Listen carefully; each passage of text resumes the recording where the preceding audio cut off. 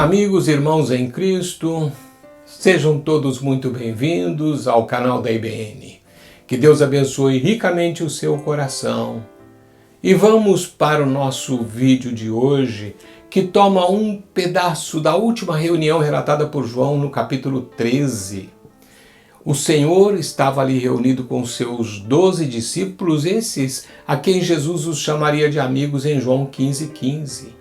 O que o Senhor disse a eles naquela reunião era tão intrigante e até mesmo desconcertante para todos, mas principalmente para Pedro. Vamos saber do que se trata, mas abra bem os seus ouvidos e vamos juntos nessa jornada. Vamos lá?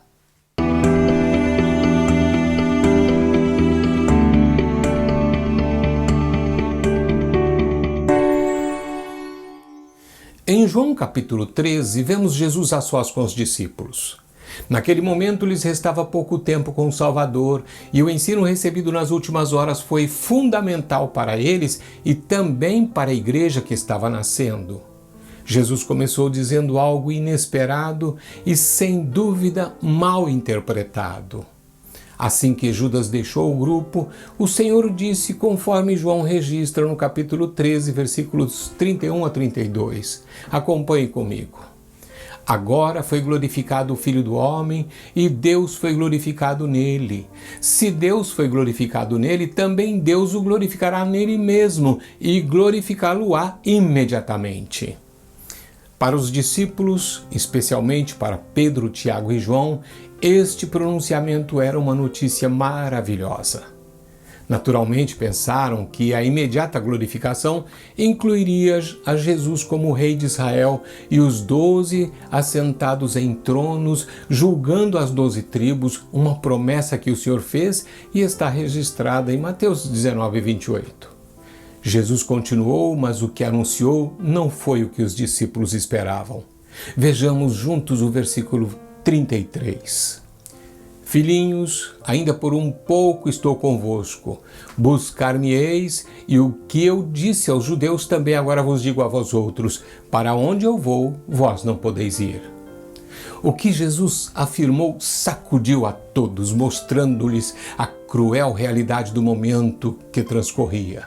Não se tratava da glória dele, mas da separação dele.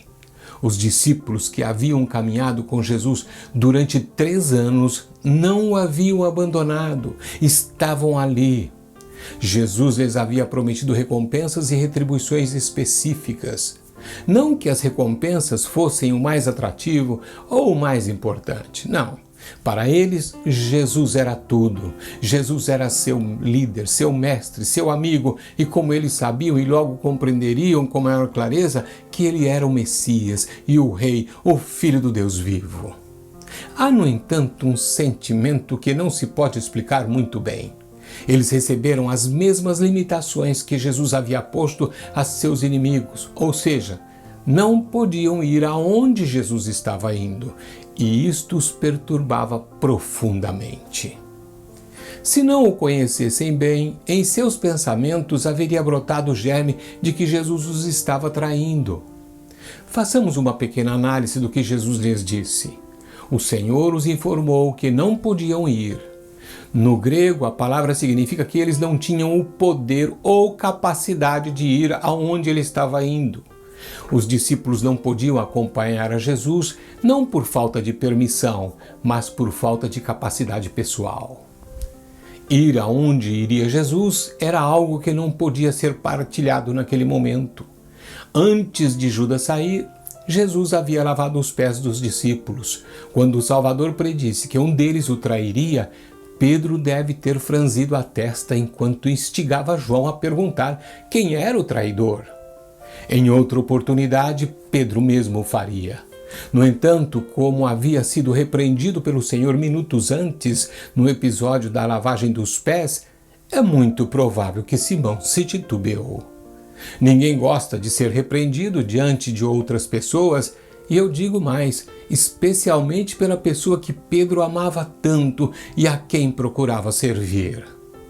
No entanto, o aviso de Jesus de que não poderiam acompanhá-lo foi demasiado para Pedro, que ficara em silêncio.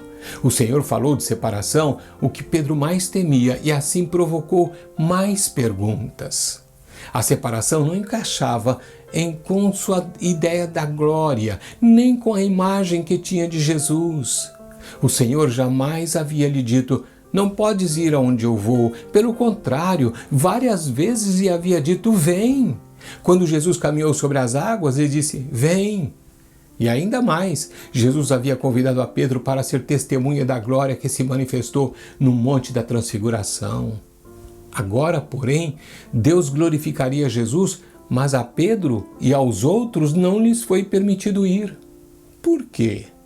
Simplesmente porque não eram capazes de ir com ele? Como poderia ser? Isto não fazia nenhum sentido para Pedro e ele teria que descobrir o motivo da mudança de planos. Bem, irmãos, eu parto para uma conclusão.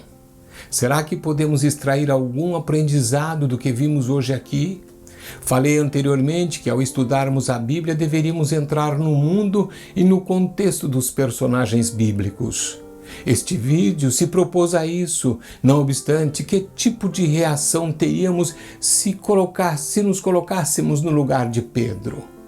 Quantas vezes o criticamos, mas o que teríamos feito?